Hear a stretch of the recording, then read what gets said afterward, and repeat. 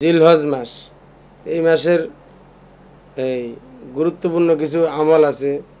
গুরুত্বপূর্ণ আমল বলতে বেশি বেশি এই মাসের ভিতরে আমল করা, যত বেশি সম্ভব যে গুনাহের না কাজ না করে বেশি বেশি নেকের কাজ করা। কিভাবে নিজেকে আল্লাহ তাআলার কাছে প্রিয় করা যায়, কিভাবে আল্লাহ তাআলার কাছে নিজে প্রিয় হওয়া যায়, সে লক্ষ্যে বেশি বেশি আমল করা।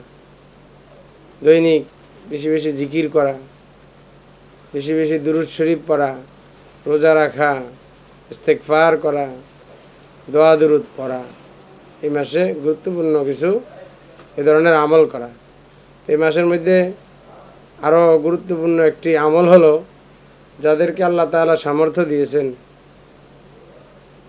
তাদের জন্য সামর্থ্য অনুযায়ী হজ করা। শরীয়তের বিধান হলো যাদের উপর হজ ফরজ, তাহলে তারা হজ করে ফেলবে। এখন শরীয়তের মাসালা আছে যে তাখির করারও সুযোগ আছে, সাথে সাথেও করা যায়, কেউ চাইলে দেরিও করতে পারে। কিন্তু আমাদের জন্য উত্তম হলো হজ যদি ফরজ হয়ে যায় তাহলে দেরি না করে তাড়াতাড়ি করে ফেলা। কারণ হতে পারে আপনি যে সামনে হজ করবেন ওই পর্যন্ত আপনি বাঁচবেন কিনে নিয়ে সন্দেহ আছে। কারণ মানুষের মৃত্যু তো নিকটে, কখনকার মৃত্যুর আসে এটা কেউ জানে না। এজন্য আমাদের সবসময় মৃত্যুর প্রস্তুতি নিয়ে থাকা, পাশাপাশি আমাদের হজ ফরজ হয়ে গেলে দেরি না করে হজ করে ফেলা।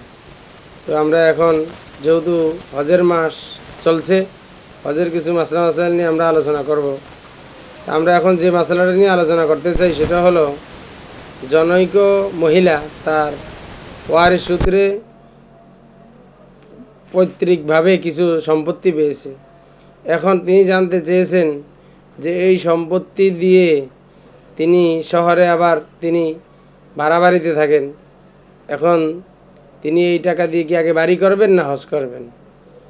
তো প্রশ্নকৃত মাসালার উত্তর হলো, যদি ওই সম্পত্তি বেচার পরে ওই মহিলার উপর হজ ফরজ হয়ে যায়, মানে সে নেশাবের মালিক হয়, নেশাব পরিমাণ টাকার মালিক হয়, নেশাব অনুযায়ী তার উপর হজও ফরজ হয়ে যায়, তাহলে সে হজ করে নিবে, আর তখন তার উপর হজ করা ফরজ।